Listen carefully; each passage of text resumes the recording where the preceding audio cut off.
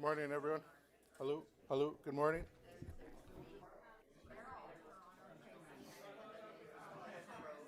I did. It's green. Hello, hello, there we go. Okay, we're gonna get going here. Um, so Siva Hapia, that's close. He's gonna give our presentation. He's gonna talk about his program.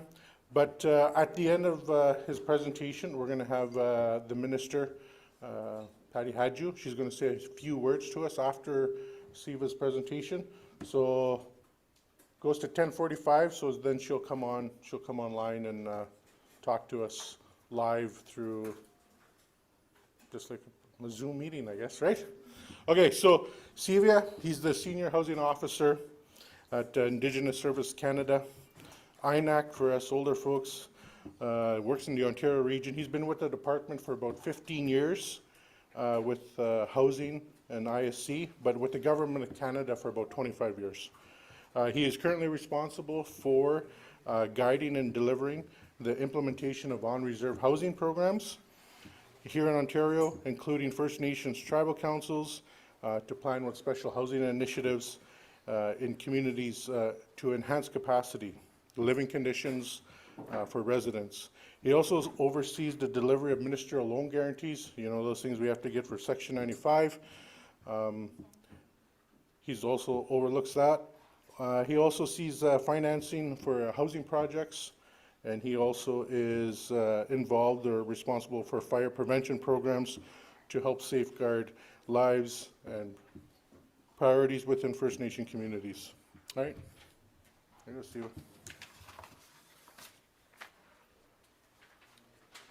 Thank you, Jonathan.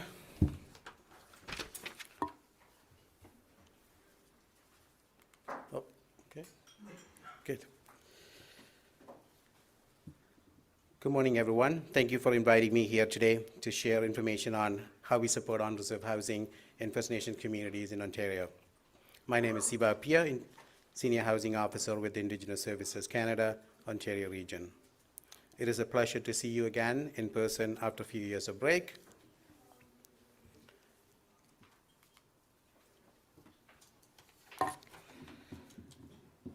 Okay, here's the presentation outline.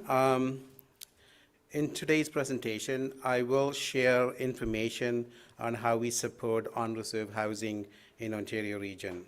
Following that, I would like to highlight some of our past investments on housing. And having looked at the past investments, I also would like to provide some information on how we plan to support on-reserve housing in the coming years. Next, I'll provide more detailed information on how we allocated our 22-23 housing funds in Ontario.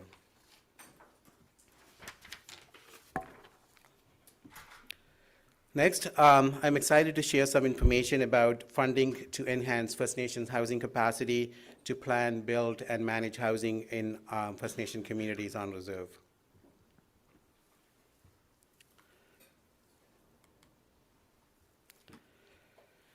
Okay, so how do we support housing for on-reserve projects in Ontario? The first program that we have is normally called as the minor capital funding. It's provided through First Nations through a minor capital housing funding allocation.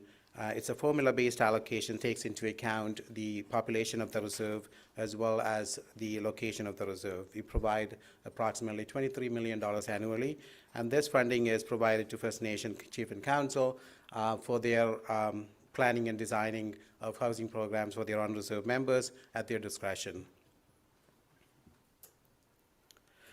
And then we have the Ministerial Loan Guarantee Program. It is administered by Indigenous Services Canada as well, which help First Nations through a loan guarantee program.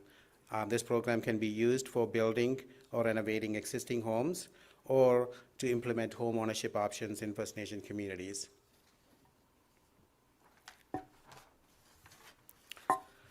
So the next one is the targeted programming.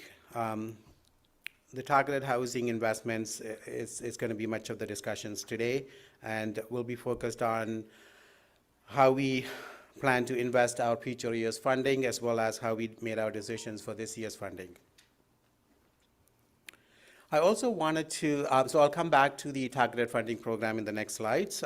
Before that, I wanted to highlight also the shelter allowance program that we provide through Ontario Works program. This support is available to low-income individuals living on reserve and collecting social assistance, also known as the Ontario Works. So the financial support is provided to these individuals to help with shelter cost on reserve. And the last one we have is a small program, emergency management program. It's available to First Nations communities when their houses are damaged or destroyed by natural disasters, such as flooding, bad storms, or tornadoes. This program can help to repair or rebuild homes that are damaged by natural disasters.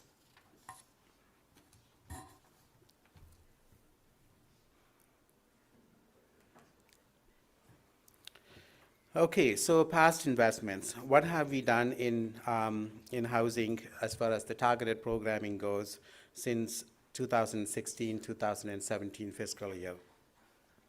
So the first 3 years, which involves 2016-17, 17-18, and 18-19, we invested a total of $140 million over the 3-year period.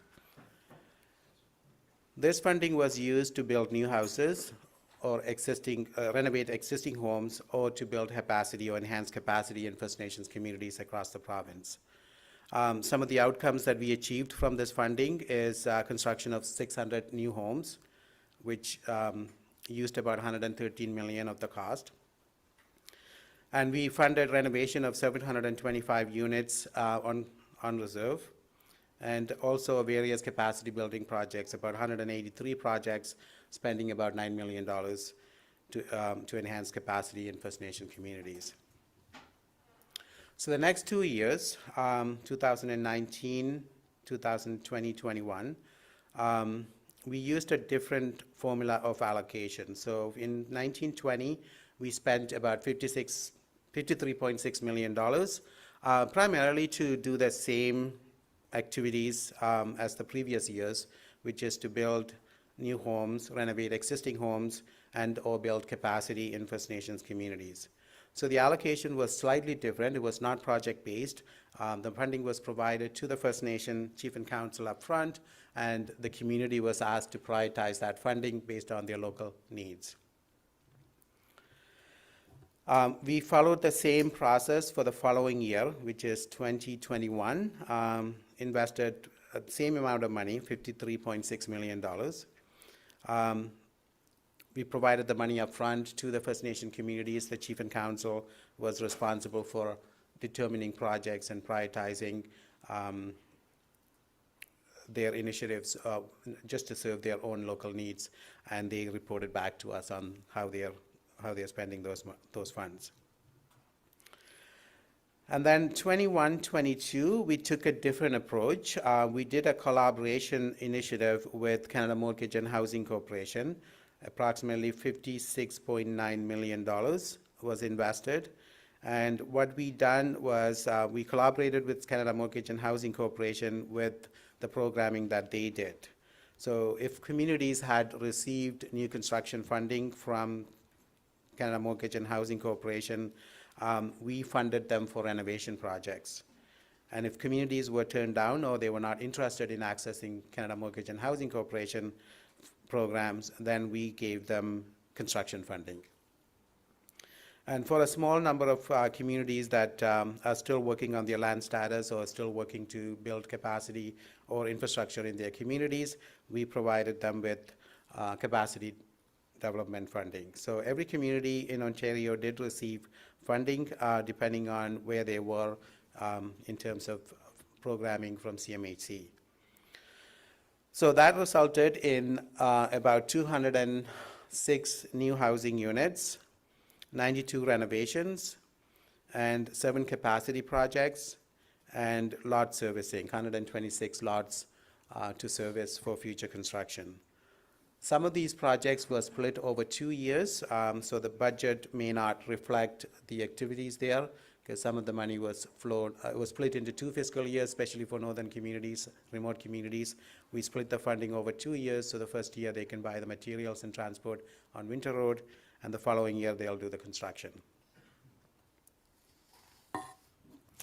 So that's pretty much what we have done since 2016-17 as far as the targeted investment goes. And what does that mean for for future years is what we want to look at. So for future years, starting this year in 22-23, going forward for 5 years, the next 5 years, we do have some funding. That's the good news. And we still are working on the allocation methodology. So to 22-23, which is this fiscal year, has been completed. In terms of budget, we have 2 budget sources. The budget 2021, it was a 3-year investment. It started in 21-22 fiscal year, and it will be sunsetting in 23-24 fiscal year. And the total budget was pretty much divided into equal payments. So first year we received $31.9 million. And the second year, which is this year, we'll be getting $31.4 million. And next year, we'll be getting another $31 million to invest on housing in on-reserve projects. And we also have the budget 2022. So there's overlapping years between the 2 funding sources. This budget 2022 investment is a 5-year investment, and is starting this year, 22-23. So we have 2 overlapping years, which are 22-23 and 23-24. And budget 2022 announced $2.4 billion for First Nations on-reserve housing. As you may have seen in medias and budget speeches, this funding is now confirmed for us for the next 5 years. So out of that $2.4 billion, about $143 million nationally will be going to communities this year, which is 22-23 fiscal year. Out of the $143 million nationally, Ontario is receiving $36 million. Next year, there'll be $238 million available nationally, and Ontario will be getting $41 million of that. And the following year, $505 million will be available nationally, and out of that, Ontario will be getting $82.4 million. As you can see, unlike the allocation from the budget 2021, which was more equally divided among the 3 years, the new initiative is not like that. It's an escalating budget. So earlier in the year, we are getting smaller budget, starting with $36 million. As the year progresses, our budget is going to be increasing. At this point, we don't know what our budget will be for 25-26 and 26-27 fiscal year. However, I'm pretty sure it's going to be higher than the budget we are getting in 24-25 fiscal year. So we need to be prepared to execute those projects much more quickly, and we need to do much of the planning really starting now if it hasn't already started.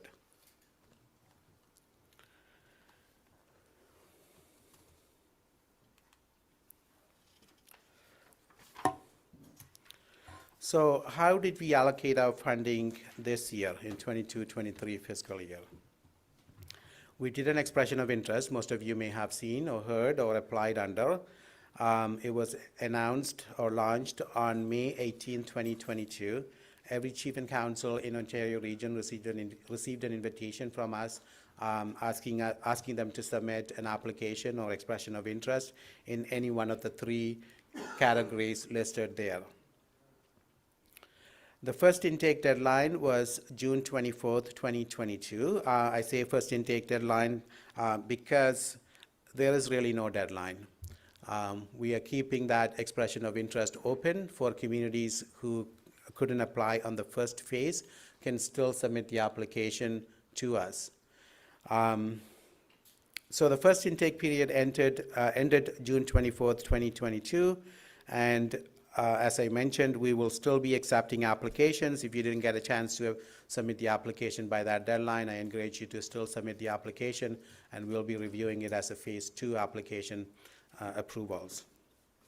And unlike the first intake, the second intake will be looking at them on a first come, first served basis. So the earlier that you submit your application, the quicker it would be for approval process. What are we doing with the unfunded applications from this year? We are keeping them. We will be considering them for future years. So those who applied and were advised that their application will be considered for next year, will be contacting you. And some communities were advised to do the resubmission. I'll get into that later. So if you were advised to do a resubmission, then you should be doing a resubmission.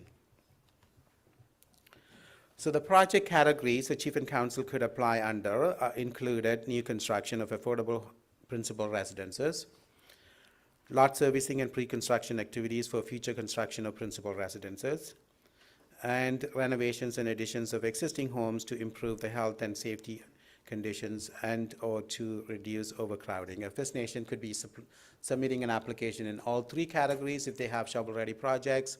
If they only want to do maybe some of the planning this year or lot servicing this year and do construction next year, they can do that as well. And I know some of the communities are running out of service lots or serviceable lots.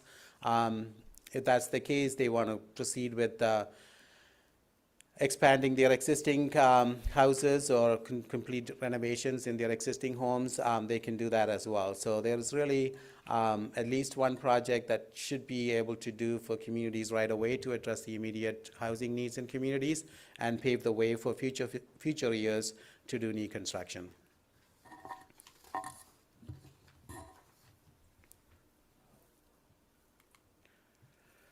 So these are the result of our first intake period. By June 24th, 2022, we received 47 applications for new construction, which would produce 237 new units at a cost of $69.4 million. That would also include other funding sources, a funding contribution from either Chief and Council or any other source of $8.2 million. So that would mean a total estimated cost for the 237 units would be $77.7 million. That's based on the applications we received. You will see there is the $8.2 million cost share that's required. That is primarily stemming from communities wanting to do houses that are over the maximum that we can contribute, and they need to put in their additional funding to complete the project. For lot servicing and pre-construction activities, unlike in the past, we included pre-construction activities as eligible item in this year's expression of interest, because we know there's a lot to be done before you start constructing a house, whether it's be planning, designing, doing your drawing, site selections, doing some of the civil work, anything of that nature can now be covered under the pre-construction activities, in addition to doing the lot servicing, which is primarily to bring the service lines and clearing the lots into the house. So we received 59 applications for lot servicing, which will cover 826 lots at a cost of $42.5 million. That would also mean the communities will have to come up with about $19 million in other funding sources for a total estimated cost of $61 million.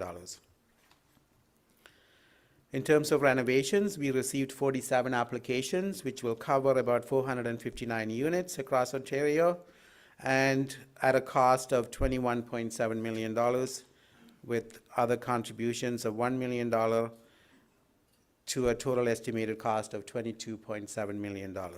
So as you can see, obviously, there's about $162 million of programming proposed by First Nations this year through the expression of interest process.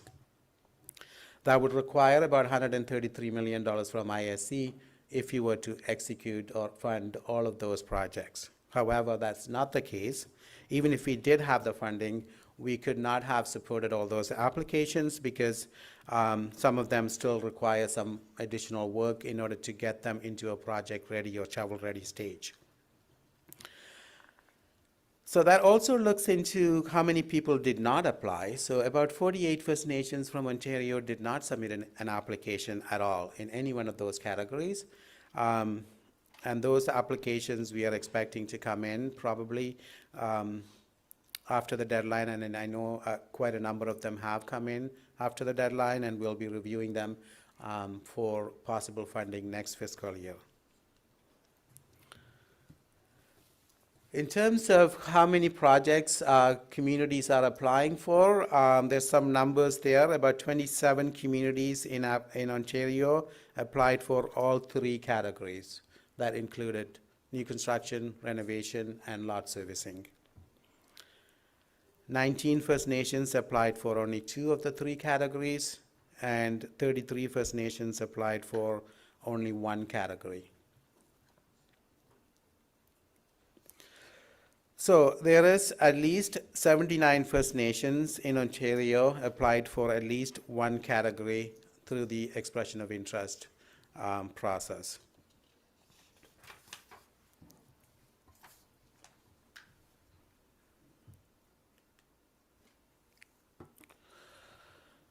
Okay, so here are the final, I know it says recommendations, but it's no longer a recommendation, it's an approval.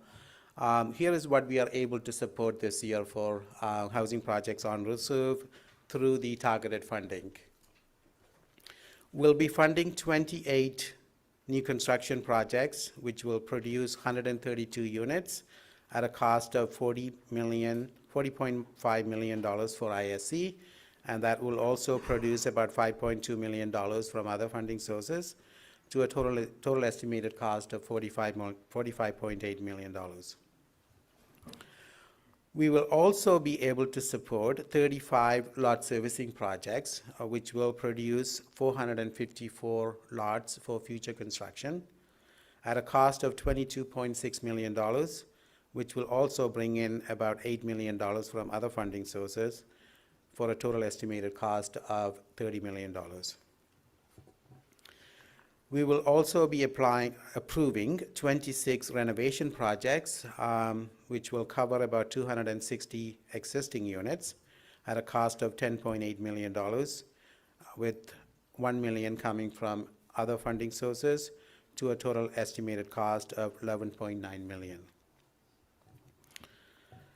So we know there will be at least $74 million from ISC funding going into communities this year through the targeted programming.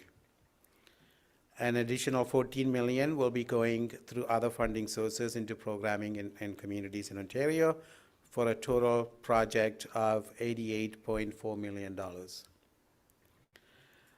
This is not all, because I mentioned earlier in the previous slide, last year when we gave approvals, we did split-year projects. So all the projects that we approved last year over a 2-year period, they'll be also getting the remainder of their funding this year. That is about $16.6 million in addition to the $74 million going into communities. So in terms of approved projects, there is about 60 First Nations getting approval for at least 1 category, 20 First Nations getting approval for 2 categories, and about only 5 First Nations getting approval for all 3 categories. So that is about 79 communities in Ontario getting funded this year for at least 1 category.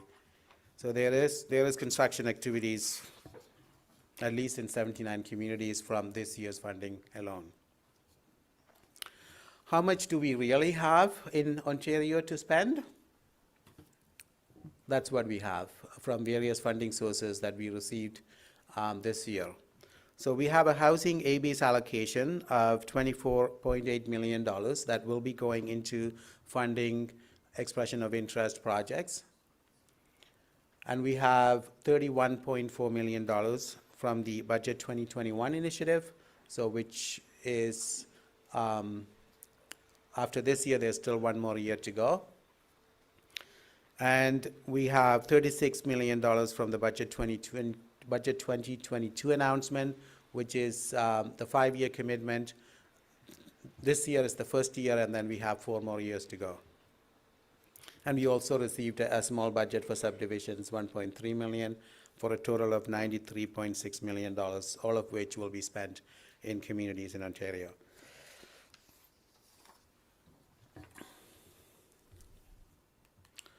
So what are we doing with the applications we did not fund this year? Some of the applicants were not successful in getting the funding this year. So for new construction, 19 applicants were not successful in getting funding this year, which will total to $23.6 million. So out of the 19 applications of First Nations, 8 of them have been advised to do a resubmission of their project. Simply, we don't have enough information to make a decision, or there was no evidence that these projects are ready to break ground, and we've already advised them that they need to resubmit the application with the required documents. We've had some meetings with those First Nations, and we invite anybody who wants to meet with us to go over their applications to find out what was missing and how it can be enhanced. The remaining 11 applications for construction, we are hoping to fund them next fiscal year if the outstanding information can be submitted by the First Nations as soon as possible. So these are applications we find that there is enough information for us to consider them for next year's funding. However, there's critical information missing, and then we have identified those to the communities, and we've been meeting with them to get the missing documents so that we can line them up for approval next fiscal year. For lot servicing, 24 applications were not successful. That would cost about $19 million for us if we were to support them. However, 6 of those 24 applications, we advised them to do a resubmission. Similar, there was very little information for us to make a decision. There was no evidence that communities were shovel-ready, and we will be meeting with them to go over the applications so that they are aware what was missing from their first submission. 18 of those applications, we feel that we could fund them next fiscal year if the additional information is received on time, which will require about $17 million of our next year's allocation to fund about 314 lot servicing projects. One thing to note, though, about 6 of those 18 communities identified closing the infrastructure gap as a funding source, which is not going to be feasible for this year or next year. The exercise communities have completed on the closing infrastructure gap was not a funding application. It was simply a survey to find out what the existing infrastructure needs are in communities, and we don't have any funding against that. So if anything, that funding is not going to come to us at least another year, but possibly more.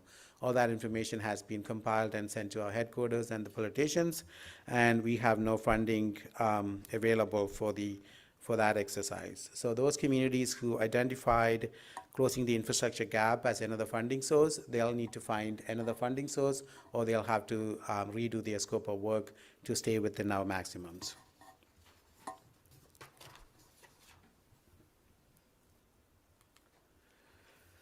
For renovations and additions, we have 21 applications that we could not fund this year, which will require about $10 million of our budget. 13 of those applications, we advised them to do a resubmission. Again, there was just not enough information. People used it as a placeholder, but they didn't have the required documents included within the applications. Majority of those First Nations, we are meeting with them, identifying them, reviewing the applications with them so that they can do the resubmission and send us the required documents. 8 of those applications we feel that could be funded if we were to work with the First Nations between now and into the near future. no later than December, so that we can line them up for funding next fiscal year, which will take $4.6 million of our funding to renovate an additional 70 units.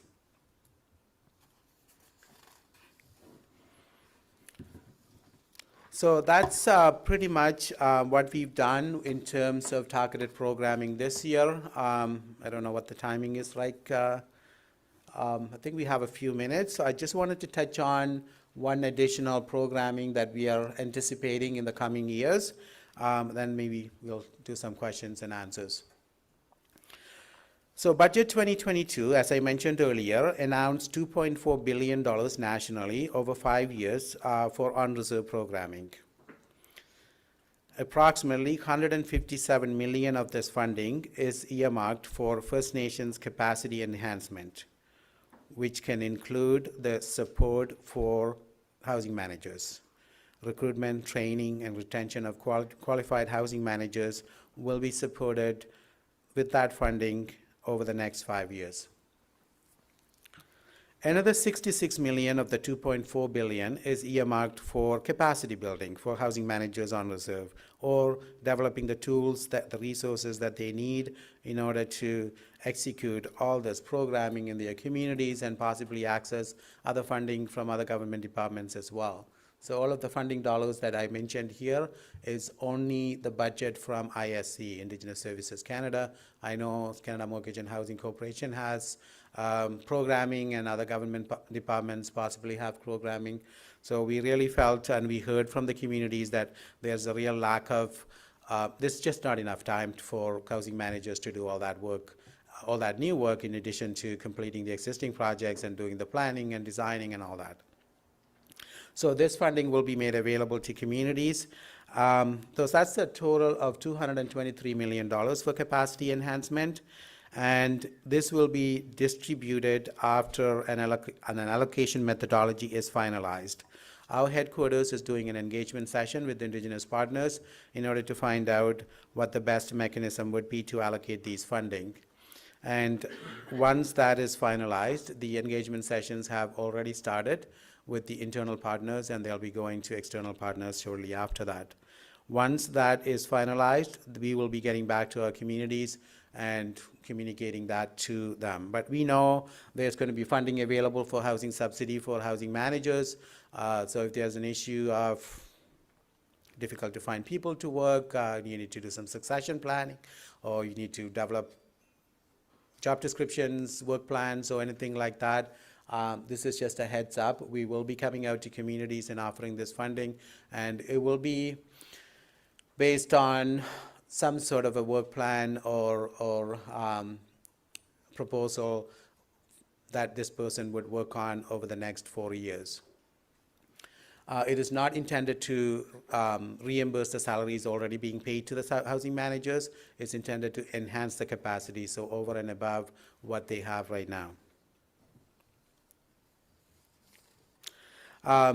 In advance of waiting for that allocation methodology from our headquarters, Ontario Region has taken an approach this year to provide some additional capacity dollars to tribal councils.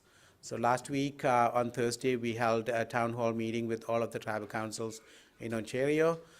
We have made funding available to them so that they can be better equipped to help their communities with the planning, designing, any kind of bottleneck of projects from previous years to complete them, or if if their communities need additional help with their housing initiatives.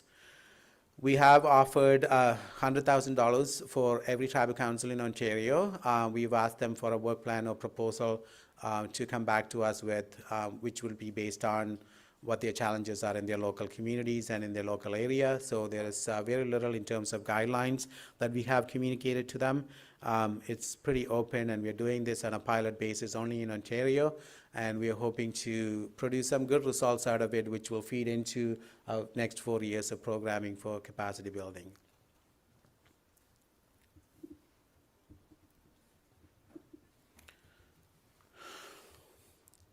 So this is our contact information. I'm Siva Pia. I'm the senior officer with housing. I'm also the fire lead for the Ontario region. My team here is on the table here. Sandra Liu and Lauren work on Ministerial Loan Guarantee Program. Any questions, comments, concerns, you can bring it to us through Lauren or Sandra Liu. And Tracy Roblin is my right hand with the Targeted Housing Programming. I'm sure you've all met her or seen her name by now. Any questions, comments, we are here for the whole full 3 days. Feel free to reach out to us. And we also have Karen in the audience here, my manager.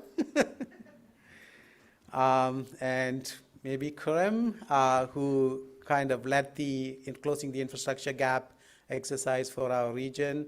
And Eric has recently joined us in our planning team. So maybe I'll stop there and see if there's any questions. I know the minister is supposed to be coming on in about 10 minutes. If you have any questions, I'm happy to answer them. Until then,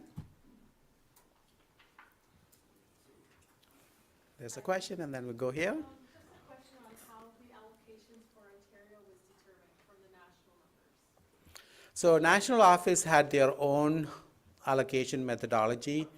From what I remember, they took into account the population of every region as a base. No, they had a base allocation for every region, and then it was topped up by population percentage.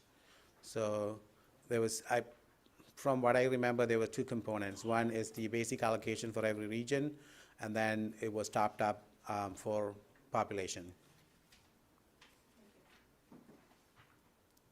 And you have a question here? I kind of, Sam Merkel from the Alberta Workforce Council Circle.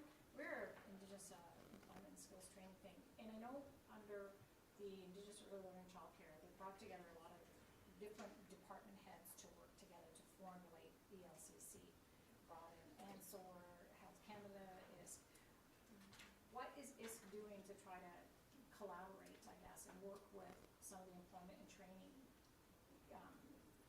departments or agencies in order to, like, I see a lot of training going on, I see a lot of building, I see a lot of construction. I also see a lot of funding leaving our communities, and no disrespect to the outside sources, we need this, but we also need training and employment for our people within our community and some skills sets established within our community. So I'm just wondering how much of a collaborative approach your organization, your department has had with other departments? I totally agree with you. I think that's one of the things that has been always in my back of mind, because we are bringing outside support, outside capacity into communities, and we are not really building capacity in communities for them to sustain that kind of a structure over the long term. We have funded some pilot projects in Ontario where the skills training is, the First Nation is utilizing the funding from the skills development to train like a carpentry program, and then use the same trainees to build the homes in the community. I forget the community down south that we just funded. Yeah, Tracy doesn't remember it either. So we encourage First Nations to combine. We are more than willing to work with other funding partners and sources to bring whatever is needed in their own communities. I know that we've done in the past wet certification training in collaboration with CMHC funding. When communities rely on wood stoves, they will fund the wood stove training program, and we'll purchase the wood stoves, and those trainees will install the wood stoves in the communities.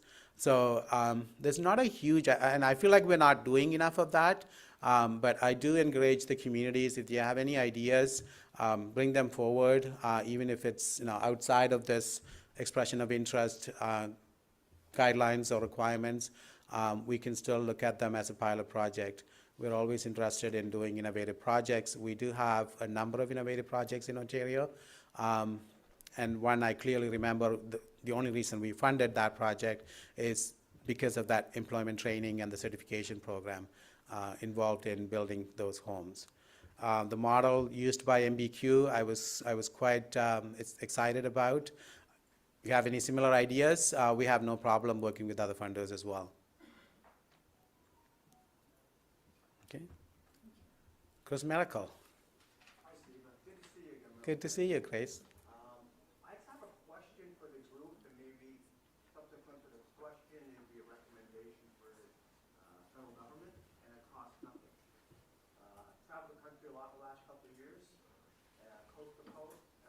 into a First Nation yet where they have in their language a word to describe unit. When we push for home ownership in our communities, mainstream Canadians talk about the Canadian Home Builders Association, the Ontario Home Builders Association.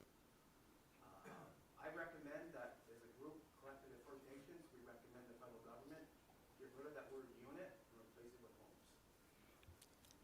Point well taken. Yeah, everything that I mentioned about units is kind of a common language because units in lot servicing is different meaning than a unit in housing, and point well taken. Thank you. Yeah, these are all individual. When you're talking about so many units in new construction, those are individual dwellings. It could be constructed in semi-detached, detached, townhome, apartment style. It could be any kind of combination, but they are all dwellings that we are talking about. Thanks, Chris. Sorry again. Go ahead. From ALFDC.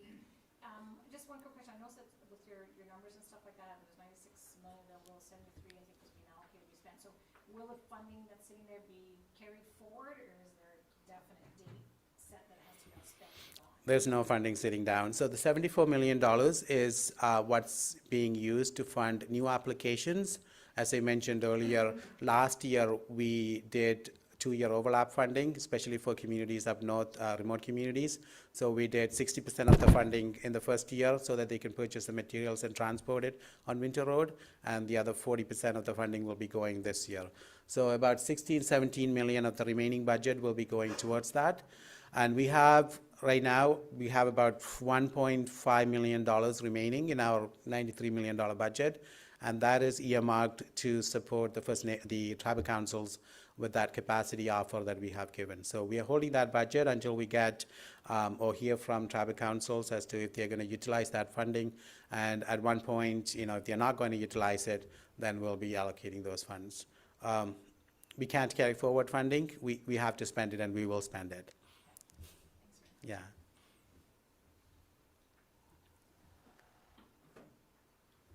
Go ahead. Yeah, I attended sorry, my name is Cliff, you can go into that first, I attended a homeless seminar here the other day, and startlingly enough, but not surprisingly, Thunder Bay has a high number of homelessness in our region, especially here in northwestern Ontario. And given winter is coming, I'm just wondering if ISC has identified any resources or funding to help address the homelessness here in Thunder Bay? Unfortunately not. The funding that I had talked about is all for on-reserve programming. So definitely it can be used for homelessness on reserve, or sometimes it's called hidden homelessness. It can definitely be used on reserve projects, but we don't do any off-reserve projects. All of our funding authority is for on-reserve. Sorry, just in response to that. Yeah. In Thunder Bay, there's because we have the urban Indigenous agreement under the Reaching Home for the City of Toronto. So Thunder Bay Indian Friendship Center is the urban Indigenous homelessness agreement holder here. So perhaps you might want to give them a call to see how they're addressing the urban Indigenous homelessness here in the City of Thunder Bay. Thank you for that.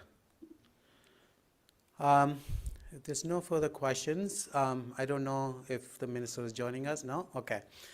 Just let us know if she's online. We'll stop. We have about a few more minutes left for questions.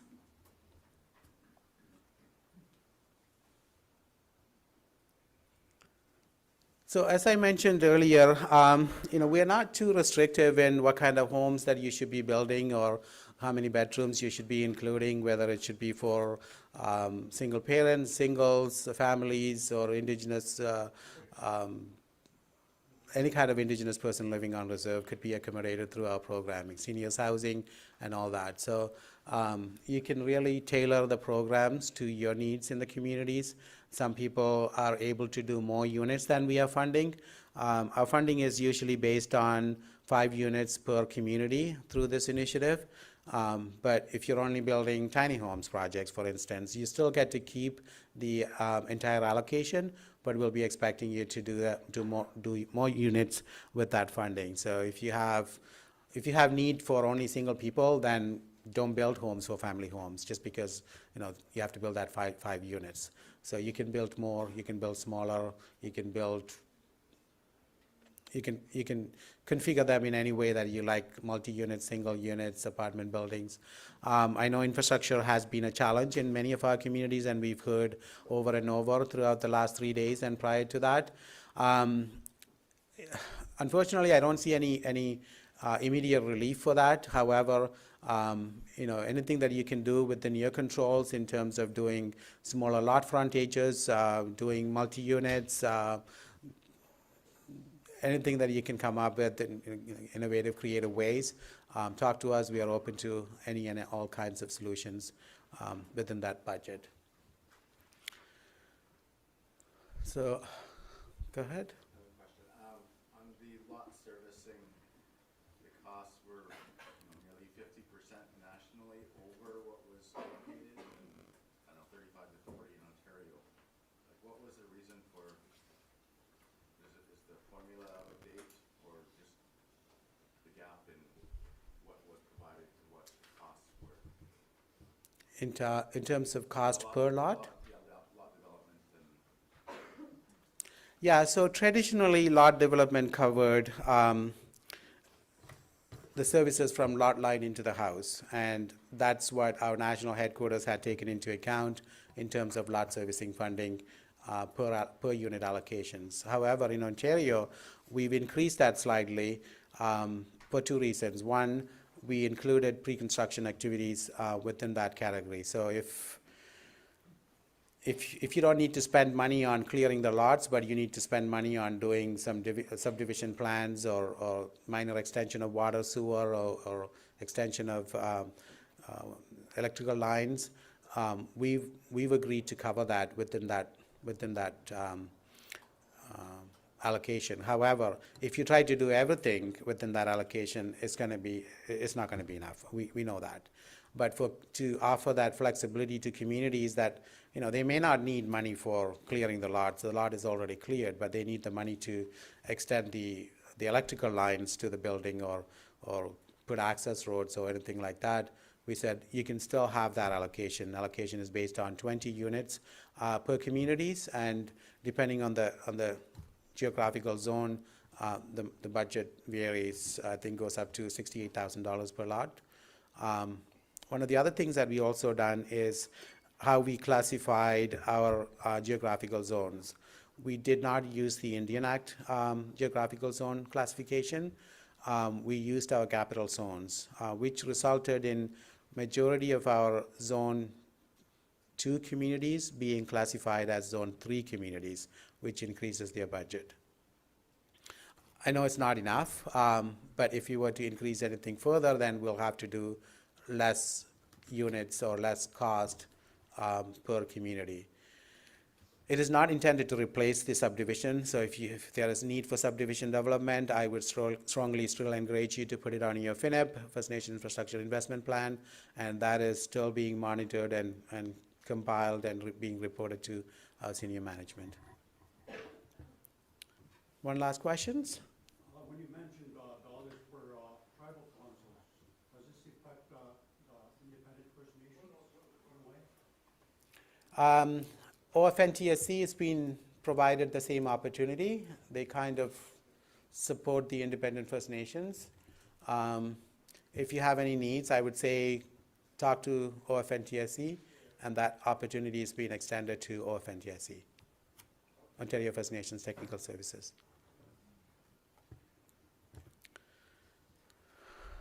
Okay, well, I'm hearing that there's still no sign on the minister joining us.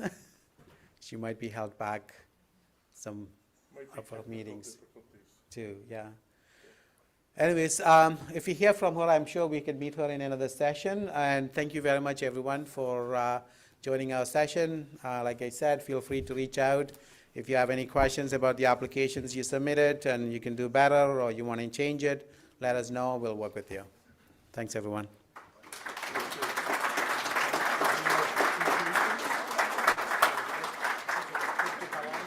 Yeah. For all your hundreds of millions, there's a piece of paper. Thank you.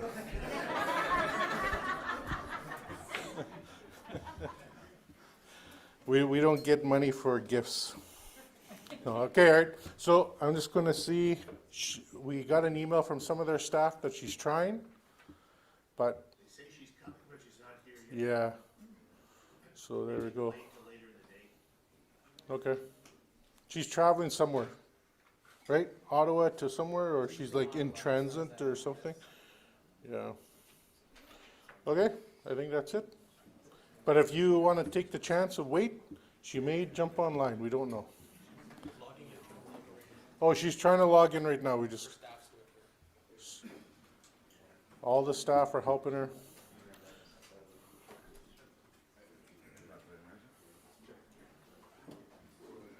Dun, dun, dun, dun, dun, dun, dun, dun.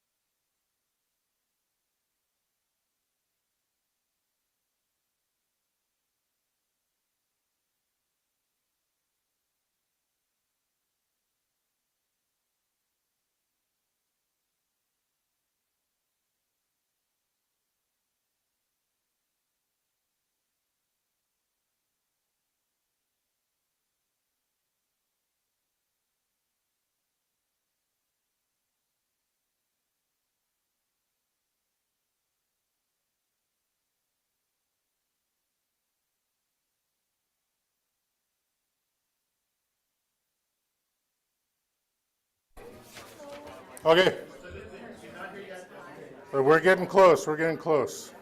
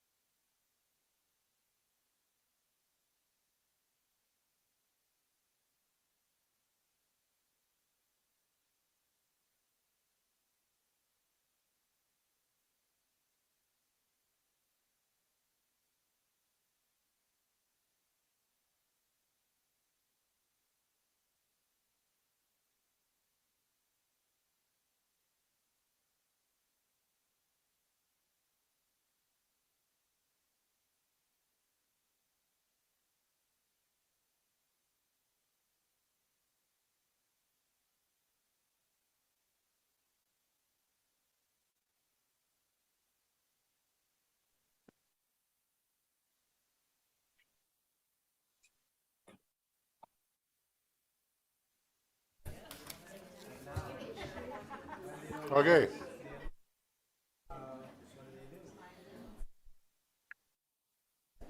Good morning.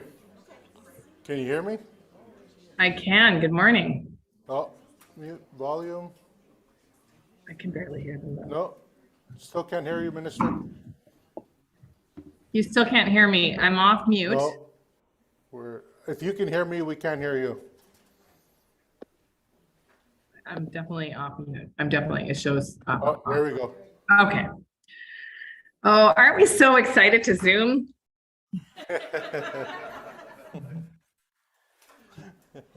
Okay, so good morning. We had our presentation from ISC, from SIVA, and some of us are waiting here. So the floor is yours, Minister Patty. Well, thank you. Thanks, everybody. And I really wish I could be there in person because I think we're all just so tired of Zooming and, FaceTime. But I will say to you that it's still exciting to be here because I know that this housing conference is a real game changer. Kwekwe, Alukat, Tanzi, hello, bonjour. I'm currently on the traditional and unceded territory of the Algonquin people, and I know this is the 20th annual First Nations Housing Conference. I have been with you in person before in Thunder Bay, and as I said, it's just so thrilling to me that this is in the neck of my neck of the woods in Thunder Bay, on the traditional territory of the Fort William First Nation, of course, a signatory to the Robinson Superior Treaty territory. I saw the list of participants, people from far and wide. I do want to give out a special shout out to Nokiwin. I know you're there today and we've spoken a lot, and obviously the many First Nations partners that I've met across the country and in my own neck of the woods have really given me a better understanding in order to do this really important work with you. This is a topic that's near and dear to my heart, as many of you will or maybe don't know. I came into federal politics directly after having been the executive director of the largest homeless shelter in Northwestern Ontario. And in fact, affordable housing, decent housing, both on First Nations, but certainly in urban settings for everyone, including the so many disproportionately numbered First Nations people that find themselves fragilely housed or unhoused in urban centers, was a big part of the reason why I became a federal politician. And I would say that although I think we've got some really strong, underpinnings of success in terms of moving forward, we've unfortunately seen a decline in the number of people housed and an increase in the number of people that are experiencing homelessness across this country. And I would hazard a guess, although I don't have the statistics in front of me, that in many major urban centers, it continues to be Indigenous people that are disproportionately impacted by poor housing, unaffordable housing, not just obviously in urban centers where often people find themselves because of a lack of housing and other services, but certainly on First Nations that are experiencing poor infrastructure or very little infrastructure supports for housing and for keeping people housed in healthy home. So this is a huge challenge.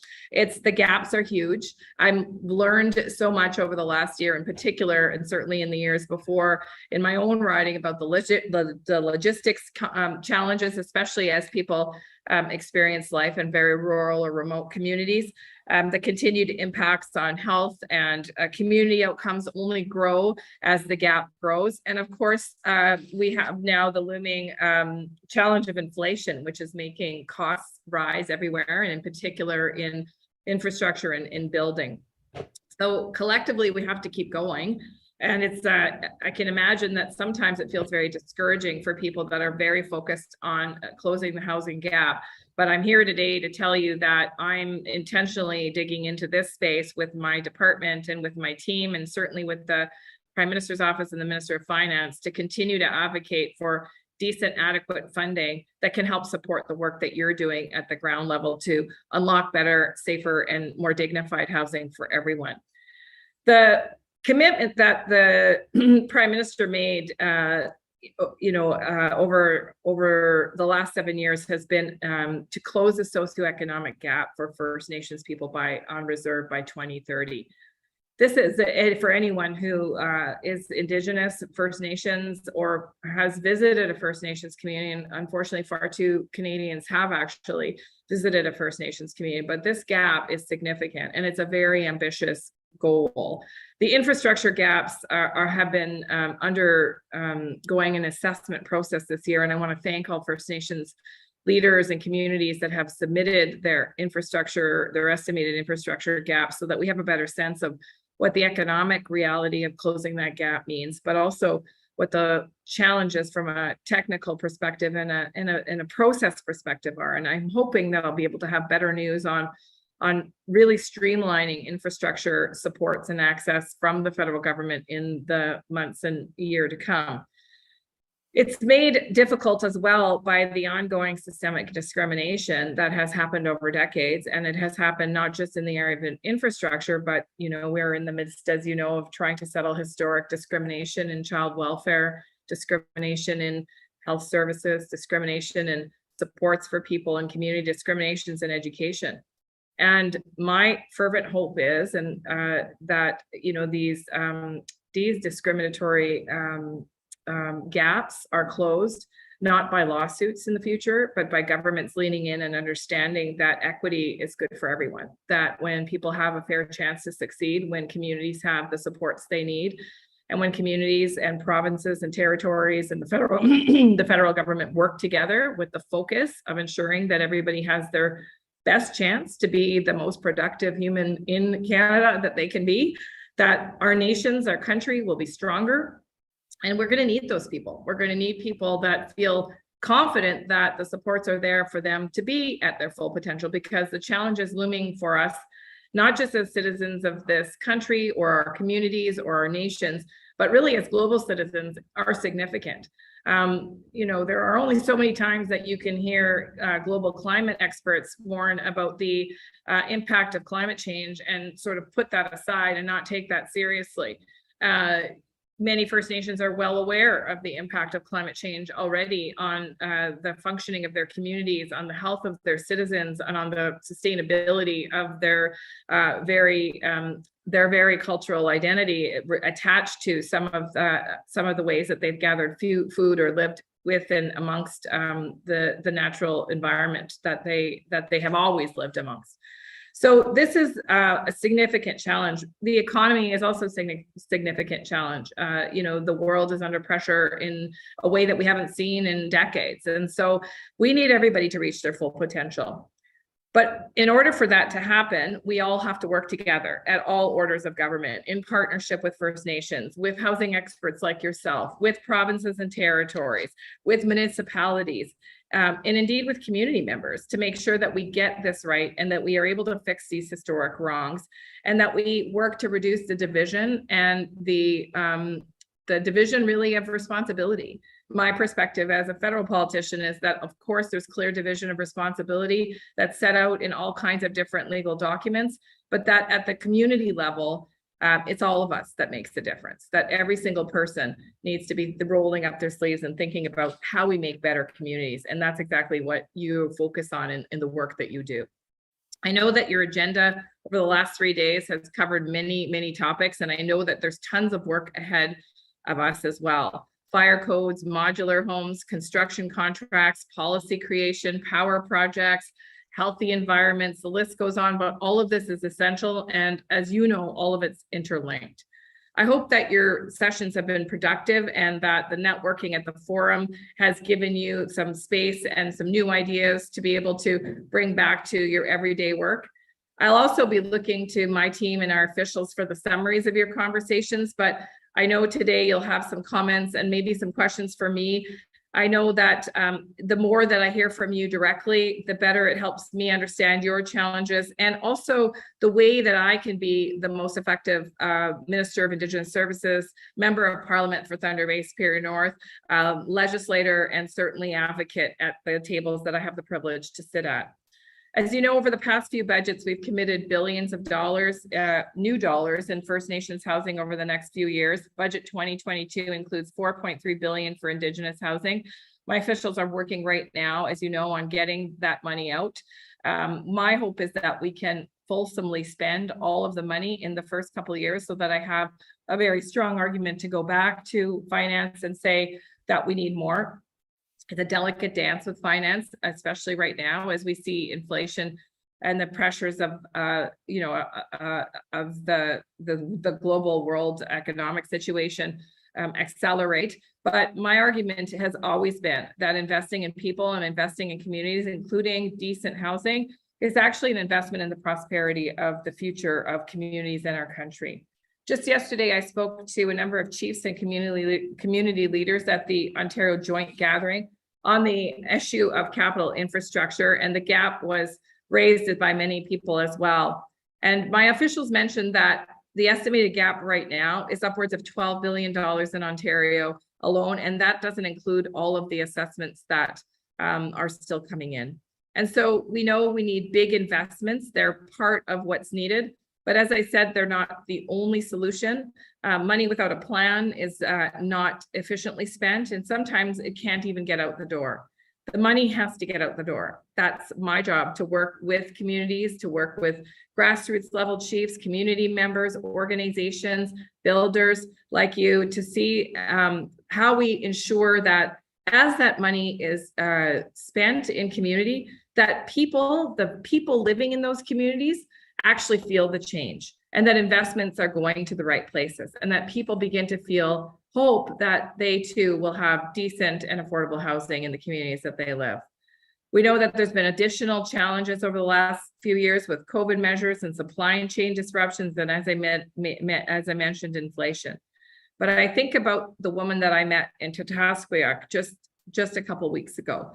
I was there, as you know, because of the water litigation and Tatasqueyoc being one of the litigants. And I wanted to visit the community myself to hear their story about lack of access to clean drinking water and hear their story about the gradual poisoning of the lake that resulted in such poor quality of water for Tatasqueyoc. But while I was there, I had the privilege and pleasure of visiting with community members at a community gathering.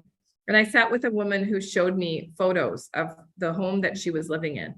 She said she wanted to show me because she wanted me to understand how difficult it was to care for her children in that particular house. She showed me pictures of mold. She showed me pictures of her bathroom with the bathtub separating from the wall. She said she could no longer bathe her children because the bath was at an angle. She was desperate for help. And I couldn't get her story out of my mind because as a mom of 2 children, a single mom for most of my parenting experience, we had small houses. We had old houses. We had not very beautiful houses, but the houses were functional. And I was able to bathe my children, and I didn't worry about them having an environmental disease related to uncontrolled mold or other kinds of environmental hazards. And so I think about that woman when I think about how we have to work so much harder together. And I know you're working incredibly hard, but we have to redouble our efforts so that you have the tools, including the financing that you need, the expertise that you need, the best practices to get through the number of hurdles that you have, and so that we can address these challenges head on and give hope to people all across this country and in every nation. So I'm glad to see that there was time in the agenda to share those stories and to share your success stories, because I think this is an overwhelming topic. And I think that it's a personal topic. And I think that many people that work in this space have worked with people who have experienced homelessness, in some cases have experienced fragile housing or poor housing or homelessness themselves. And so I am really enthusiastic about this sort of best practice of coming together as experts that you've set. I actually mimicked this idea of yours just recently in holding and facilitating a national summit on Indigenous mental health for exactly the purpose of bringing people together from communities that are experts in the area of delivering Indigenous designed and led mental health and mental wellness programs and supports. I think that inspiration from each other is important. I think that pulling communities together to learn from each other and to collectively strengthen voice is important. I think it helps advance projects that are already working and can be replicated across the country. I know that there are many other pieces of work that are attached to the housing agenda, including improving fire safety, issues around operations and maintenance, and even land-based changes like additions to reserve and bylaws. And I know that our programs in Indigenous services and your teams are in constant conversation to push those items forward. We have a lot of work ahead of us, as I said, but I am very encouraged by knowing that there's such dedicated people like yourselves in the room who are thinking through these barriers together. I hope to be the most effective ally I can in the work that you're doing, and I look forward to your comments. Thank you, Miigwech. Thank you. Thank you, Minister. I think, is she still online for questions? Okay, if you could help, pass the mic around maybe, so she could hear.